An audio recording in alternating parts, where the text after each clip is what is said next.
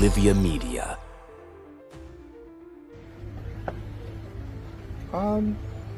Anthu aina azimvesesa funso limene mwandifunsawo anthu asiyanise pakati pa zinthu za ndale za chipani ndi za boma. Ineyo a president athu Dr. Lazarus Chakwera, there is no way ndingatukwane ndinganene zinthu zochititsa manyazi for 3 reasons. Number 1, inatulankhani mkuziwa kuti amene ndi president ya dziko lino, he deserves respect. Number 2, ndi bwana anga aineyo, bwana wako sumpangira mwana. Number 3, malinga ndine chikhalidwe cha ineyo, iwaja ndi munthu ozozedwa because he is a reverend. Anthu ake a Mulungu ozozedwa, you don't just say whatever you want to say za iwo. Ndiye kwa ine kuyang'ana ulwani ndi president ya dziko la Malawi ayindule mwawo. 2, ndi bwana anga ayindule mwawo. 3, is a man of God. So I cannot say things ziwatokosola, things ziwanyoza kumene ndi mwana.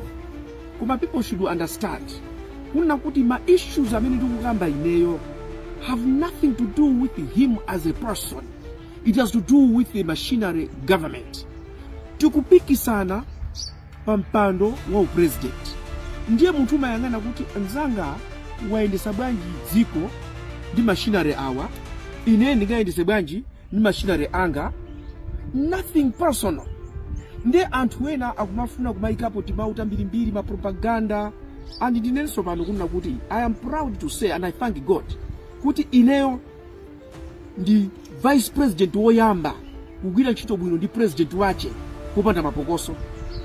And ndigwira ntchito ndi alemekeza chisankho chichitika. I will respect him forever and I wish him all the best. President zakhapo mmodzi amene Mulungu akumuziwa.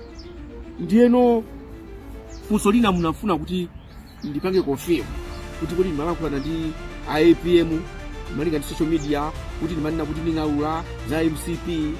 Ine sine mwana zimene ndimalankhula ndi a president in confidence siningaza ulule mpang'ono pomwe. Malawi Congress Party ndi chipani chimene chili nawo papikisana. Iwonso ali ndi zinthu zimene azizikamba zokhuza ndi audience zache. Asamakambe zinthu za ineyo as a person. Chifukwa ndife Malawi, ndife amodzi. Ndiona ngati kuti mina makhwimidwe a mitu kuti munthu azindikire kuti nkhani iyi ndi issue based. Iyi ndiyokhuza munthu as a person. Pena payezu kumasokonekera. Pazikhala zambiri zolembedwa pa social media, propaganda, maiko uso wati makuti. One thing that I can say here, sina khale ndi maganizo oti ndikabisale pena pake zizikakamba za chisisi zimene ndimakamba ndi a president kapena ndikuziziwa kulankhula ndi Malawi Congress Party. After all, Malawi Congress Party ndine sina khale pasi makabina chila chilichonse ndimakambira ndi a president. Ndiye pa propaganda onsewo ine sindingayankhe because they will be there forever. But ma issues amene ndikudziwa kuti awandi olakwika ineyo ndingapanga handle differently.